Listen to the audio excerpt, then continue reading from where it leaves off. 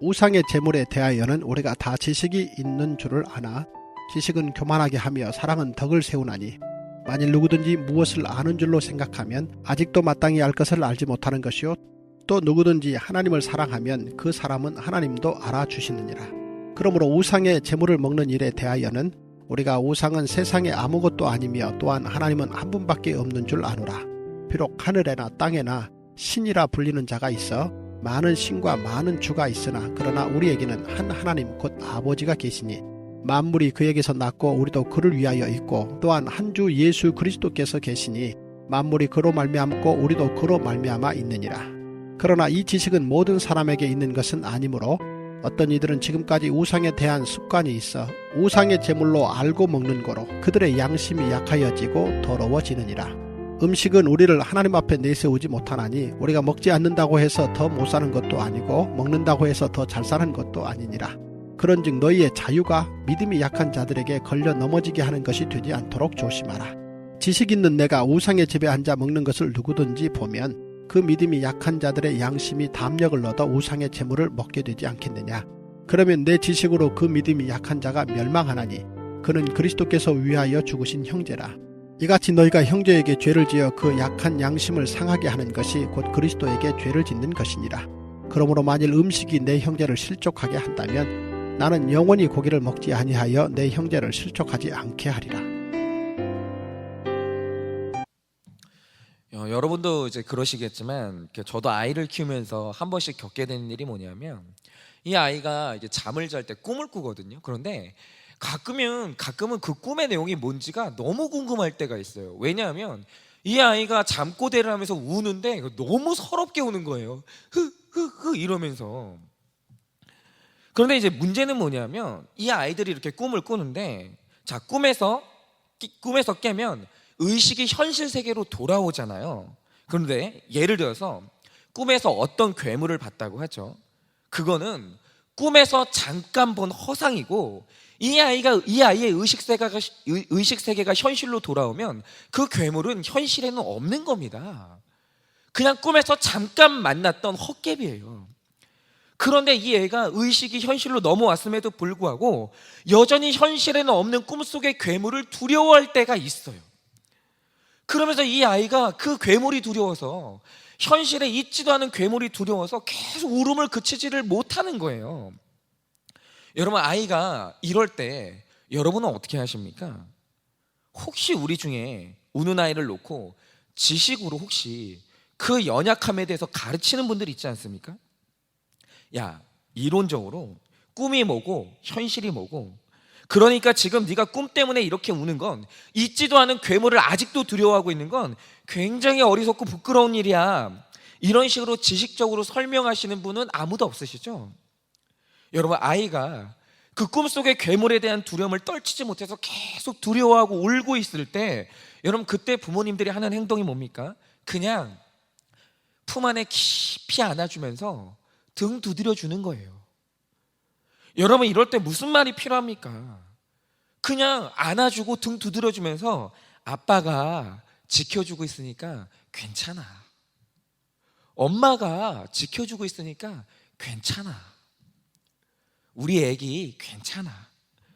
이거를 계속 안아주면서 따뜻하게 계속 안전하다는 걸 확인시켜주는 거예요. 그런데 재밌는 게 뭔지 아십니까? 여러분 만약 이 아이에게 꿈이 뭐고 현실이 뭐고 그 괴물이 헛개비고 이런 식으로 여러분 지식적으로 가르쳐주면 두려움이 없어지겠습니까? 아니거든요. 그런데 이상한 건 이렇게 아이를 계속 안아주잖아요.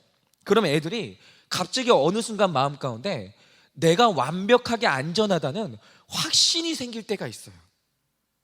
그런데 안전하다는 게 믿어지는 순간, 나는 이제 괜찮다는 게 믿어지는 순간 갑자기 어떤 일이 일어나죠? 아이가 다시 졸리기 시작하면서 깊은 잠으로 빠져드는 거예요. 여러분 바로 이게 아이의 연약함을 다루는 부모의 방식이에요. 여러분 연약함은요 지식으로 가르쳐서 없어지는 게 아닙니다. 연약함은 믿어질 때 없어지는 건데 여러분 믿음이라는 것은 믿어질 때까지 기다려주는 게 사랑이에요. 그런데 놀라운 건 제가 이런 인간 부모의 모습을 성경에서 본 일이 있었는데요. 여러분 복음성가로 유명한 시편 121편에서 제가 아버지 하나님을 깊이 만난 적이 있었습니다.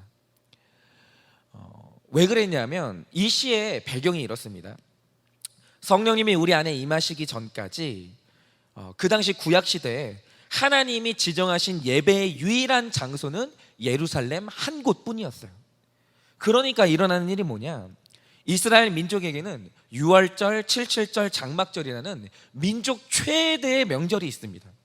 그런데 이 명절이 되면 여러분 하나님을 믿는 사람, 그리고 유대인 혈통을 가진 사람은 그가 어디에 살고 있든지 반드시 명절을 지키기 위해서 예루살렘으로 와야 돼요. 다른 곳에서는 명절을 지킬 수가 없는 겁니다. 그래서 보통 외국에 살고 있던 디아스포라 유대인들은 명절이 됐다 그러면 길고 긴 사막길을 일주일이나 보름 정도 걸어서 예루살렘으로 오는 겁니다. 그런데 이렇게 긴 사막길을 걷는 동안 예배자들이 불렀던 노래가 뭐냐? 그게 바로 시편 121편인 거예요. 그런데 여기서 한번 생각해 보세요. 여러분들은 순례자들이 예배를 드리러 오는 이 보름의 사막 기간의 이제 순례 기간 동안 이 사막을 걷는 이들의 마음을 가득 채웠던 감정이 뭐일 거라고 생각하십니까? 내가 명절 때 예배를 드린다는 기쁨? 내가 고향에 간다는 설렘? 혹은 친척들을 만난다는 기대? 여러분 뭐 그런 감정이었을까요? 그런데 시편을 보면 의외로 그게 아니었어요. 여러분 이들이 순례의 길을 가는 동안 가장 크게 느꼈던 감정이 뭐냐면 그게 바로 두려움이에요. 이게 뭐냐면 여러분 이 긴 길을 가는 동안 여러분 사막길에, 고대의 사막길에 무슨 치안이 있겠습니까? 무슨 질서 유지가 있겠어요? 그러니까 가는 동안 강도를 만나면 여러분 내가 가진 모든 그 재산이나 재물을, 그 생명을 빼앗길 수 있어요. 혹은 가다가 여러분 사막길에서 생명은 물이거든요. 근데 혹시라도 내가 모르는 사이에 물의 주머니가 터져서 물이 완벽히 사라졌다. 여러분 그러면 물이 귀한 사막 한가운데서 누가 자기 물을 나눠줍니까? 죽어야 되는 거예요. 여러분 이런 식으로 사막을 길게 걷는 그 순례의 기간 동안 내 신변에 무슨 일이 생길지 몰라서 너무 두려운 거예요. 그러니까 이 시편에 가장 많이 나오는 말이 뭐냐? 내가 너를 지켜줄게. 내가 너를 지켜줄게. 이 지켜준다는 하나님의 약속이에요. 그러니까 시편 121편을 보면 제일 많이 나오는 단어가 지켜줄게 이겁니다. 그런데 이들이 이제 많은 것들을 이제 두려워했는데, 그런데 이들이 두려워했던 그 목록을 보면 굉장히 황당한 게 하나 있어요. 그게 뭔지 아십니까? 이들이 두려워했던 목록 중에 밤에 달이 있어요. 그러면 이들이 밤에 달을 왜 두려워했을까? 여러분 사막을 건너는 순례자들은요 어쩔 수 없이 걷다 보면은 이제 밤이 찾아오는 때가 있어요. 길거리에서. 그러면 이들이 길거리에다가 텐트를 치고 이제 잠을 잤는데, 문제는 뭐냐면 그들 머릿속에 이런 두려움이 있었어요. 달빛 밑에서 잠을 자면 달의 여신에게 정신을 빼앗겨서 이 광인이 된다는 두려움이 있는 거예요. 이 달빛 공포증을 루나시라고 하는데, 그럼 여기서 제가 하나 여쭤볼게요. 여러분 달의 여신이라는 게 있어요? 없어요? 없어요. 여러분 이거 미신입니다. 그런데 있지도 않은 달의 여신을 두려워하면서 잠을 못 자는 거예요. 그런데 달의 여신을 두려워하면서 잠을 못 자는 이들이 어떤 이들입니까? 불신자예요? 신자예요? 놀랍게도 신자입니다. 그것도 다른 게 아니라 여호와 하나님께 예배를 드리러 예루살렘에 가는 신자들이에요. 그런데 세상의 유일신 여호와를 예배하러 가는 예배자들이 세상의 달의 여신을 두려워하는 거예요. 자기가 미칠까 봐 두려워하는 거예요. 여러분은 이 모순적인 두려움을 듣고 어떤 감정이 올라오세요? 막 우습고 한심하고 어쩌면 저렇게 어리석을까? 여러분 이런 생각이 드십니까? 그런데 여러분 놀라운 건 하나님이 이 광경을 보면서, 이들의 이 두려움, 이 연약한 모습을 보면서 하나님이 이 연약함에 대해 어떻게 대처한지 아십니까? 이렇게 말씀하십니다. 내가 졸지 않고 밤새도록 너를 지켜줄 거야. 나는 졸지 않고 자지도 않을 거야. 이러면서 이 쉽게 잠을 들지 못하는 순례자들의 등을 두드려 주시는 거예요. 그런데 여러분, 이게 얼마나 중요한지, 나는 절대 자지 않아, 나는 밤새도록 졸지 않아 라는 말씀을 2번이나 하십니다. 그렇게 그들을 안심시켜 주는 거예요. 그런데 재밌는 건 뭐냐? 너 어떻게 그렇게 안심하냐? 세상에 달의 여신이 어디 있냐? 이렇게 호통치시는 하나님이 아니라, 내가 자지 않고 졸지 않고 밤새도록 너를 지켜줄 거야 라고 약속하시는 하나님의 약속을 노래하는데, 신기한 건 뭐냐면 그 사랑의 약속이 믿어지면서 달빛 밑에서 담대하게 잠이 든다는 거예요. 여러분, 이게 내 자녀의 연약함을 대하시는 하나님 아버지의 방식이에요. 여러분, 하나님은 연약함이라는 것에 대해서 설명하고 호통치시지 않아요. 하나님은 언제나 인간의 연약함에 대해서 믿어질 때까지 안아주시고 기다려주세요. 여러분, 성경은 인간론인데 오늘 말씀이 말하는 인간이 어떤 존재인지 아세요? 자, 세상은요, 세상 모든 만물은 과정이 있으면 반드시 그 결론이 나와야 되는 공식이 있어요. 예를 들어서 여러분, 수학의 세계에서 1 더하기 1은 반드시 2예요.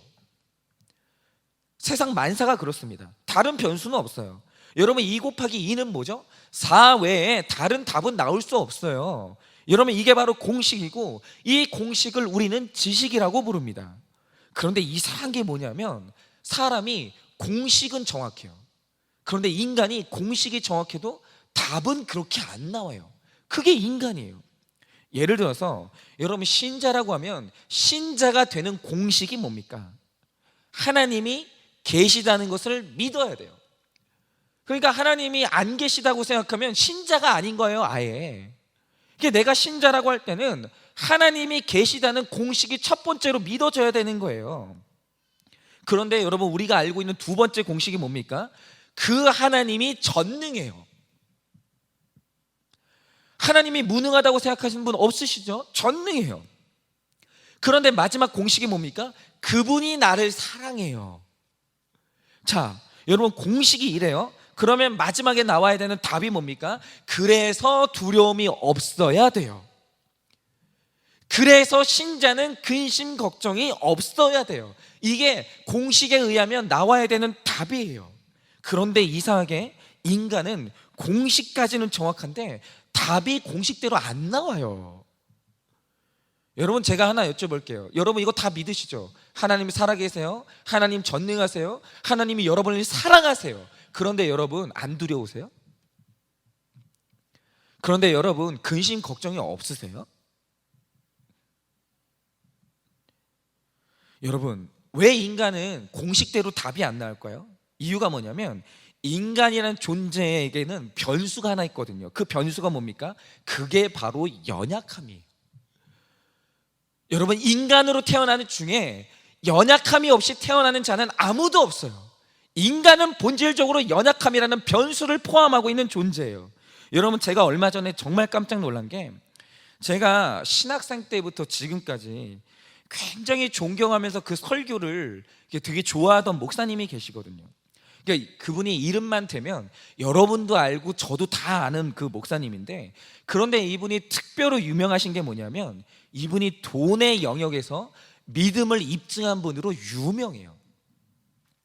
여러분, 사람에게 이 세상에서 제일 힘든 문제는 돈 문제이기 때문에, 만약 어떤 사람이 돈의 문제에서 욕심을 버리고 믿음을 입증했다? 여러분, 그러면 다른 영역은 볼 것도 없는 거예요. 그러니까 이분이 믿음이 대단하신 분이거든요. 그러면 여러분, 이렇게 믿음이 대단한 분은 부활을 믿을 거 아니에요? 그러지 않을 리가 없죠. 여러분, 이렇게 믿음이 대단한 분은 내가 죽으면 천국 간다는 거 믿을 거 아니에요. 그렇죠? 그러면 이분은 죽음이 두렵지 않겠네요. 맞습니까? 그런데 어느 날 제가 깜짝 놀란 게 있었어요. 이분이 어느 날 말씀하시는 게 뭐냐면, 이분이 어느 날 병원에 갔는데 병원에서 폐암이라는 진단을 받은 거예요. 그런데 암이라는 걸 듣는 순간 두렵더라는 거예요. 안 그러고 싶은데 두렵더라는 거예요. 여전히 내가 하나님 믿고, 내가 여전히 나의 구원을 믿고 내 부활을 확신하는데 두렵더라는 거예요. 그러면서 심지어 이 간증을 하시면서 우시더라는 거예요. 여러분, 이것이 바로 인간 안에 있는 연약함이라는 변수예요. 여러분, 모든 인간에게는 이 연약함이라는 변수가 있고, 그래서 인간은 공식대로 되지 않아요. 인간은 이 연약함 때문에 언제나 사람을 당황시키고 언제나 인간은 황당한 행동을 해요. 여러분, 얼마 전에도 우리가 봤잖아요. 여러분, 그 잘생긴 연예인이 뭐가 아쉬워가지고 여러분 여성을 성추행하다가 여러분 수갑차고 전국적으로 망신을 당해요. 여러분, 우리나라 공중파 방송 아나운서 중에 가장 유명한 아나운서 중에 한 명이 뭐가 아쉬워가지고 여성의 다리를 사진으로 찍다가 여러분 그 망신을 당하면서 모든 걸 잃어버려요. 여러분, 인간은 다 연약하기 때문에 황당한 행동을 하고 사람을 당황시켜요. 그런데 여기서 감격적인 게 뭐냐, 우리 아버지 하나님은 사람의 연약함을 멸시하거나 한심하게 여기지 않는다라는 거예요. 하나님은요, 연약해서 밤잠 못 자고 두려워 떠는 자녀들에게 뭐라고 하십니까? 지켜준다고 약속하면서 믿어질 때까지 안아주시는 거예요. 그런데 오늘 고린도 교회에 믿음 좋다 하는 성도들은 다른 성도의 연약함에 대해서 이렇게 하지 못했어요. 자, 여러분, 믿음이 좋아요? 그러면 다 아는 게 뭡니까? 여러분, 우상이 세상에 존재합니까? 우상은 세상에 없어요. 우상은 그냥 꿈속의 괴물 같은 존재인 거예요. 실제로 존재하지 않습니다. 그러면 우상에게 드려진 음식을 먹어도 됩니까? 안 됩니까? 먹어도 아무 이상 없어요. 여러분, 이건 공식이죠. 그런데 당시 이방인들은 제사 음식을 차리면 그 음식을 먹기 위해서 귀신들이 몰려온다고 믿었어요. 그게 이방인들의 이 제사 음식에 대한 생각이었어요. 그런데 그렇게 이방인에게서 속해서 불신자 생활을 하다가 그러다 교회에 와서 예수를 믿은 사람들이 있었어요. 그러면 하나님은 한 분뿐인 걸 믿었어요. 이제 다른 신은 없다는 걸 믿었어요.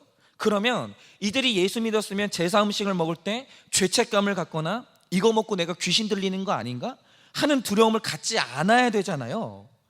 이거는 공식이죠. 그런데 고린도 교회에 믿음이 연약한 성도들이 그게 안 되는 거예요.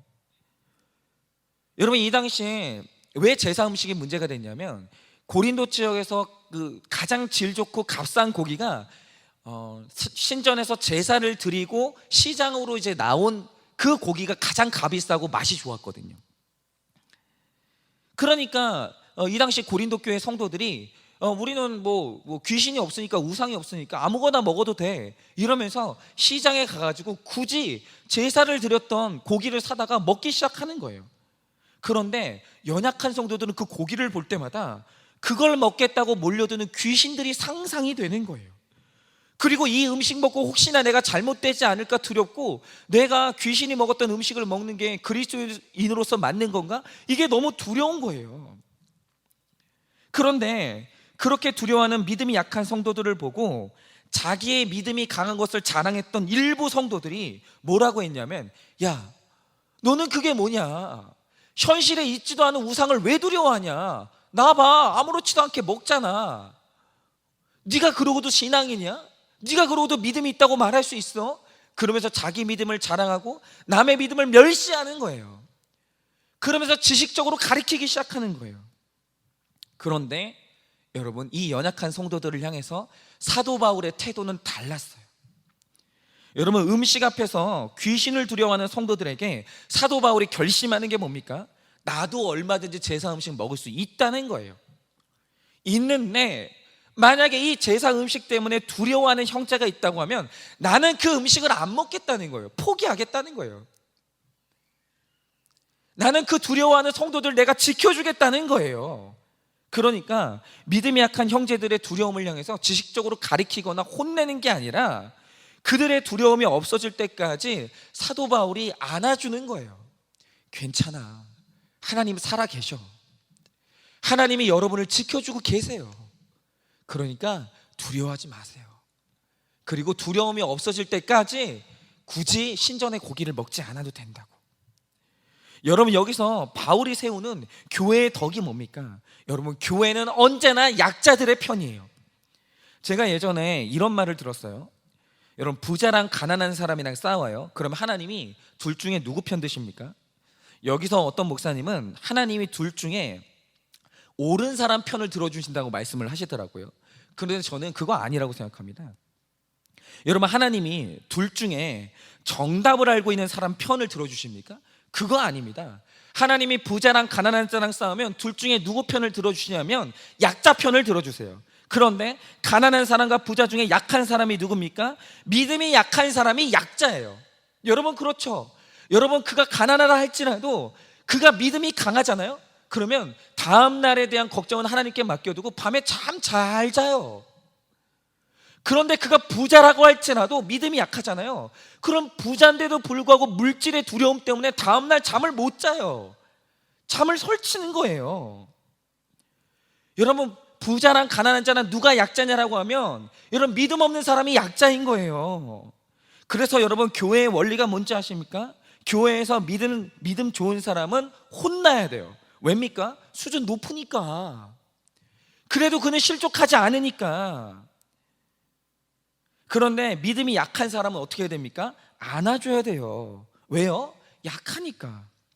그런데 이상하게 이게 교회는 이게 거꾸로 돼가지고 믿음 약한 사람은 호통을 치고 강한 사람은 한없이 칭찬해주면서 안아주는 거예요. 여러분, 이 원리가 뒤집어져야 됩니다. 여러분, 믿음이 강한 사람의 영적 실력은 잘 혼나는 거예요. 저지 아니라 축복의 말씀이 아니라 책망의 말씀도 소화해내는 게 영적인 강자예요. 그러나 연약함은 설명해주고 이해시켜주고 혼내야 없어지는 게 아니라 믿어질 때까지 안아주고 기다려주는 사랑을 줘야 되는 거예요. 여러분, 약함을 대하는 교회의 태도가 하나님과 같아질 때 교회가 한 믿음 안에서 일어서고 그 약함이 강함으로 양육될 줄을 믿습니다. 그러므로 여러분, 오늘 한번 생각을 해보세요. 여러분 안에 있는 연약함은 뭐가 있습니까? 나 하나님 믿는데, 나 하나님 전능하신 거 믿는데, 나 구원의 확신이 있는데, 여러분, 여전히 여러분을 밤잠 못 자게 두렵게 만드는 달빛과 같은 것이 뭐가 있습니까?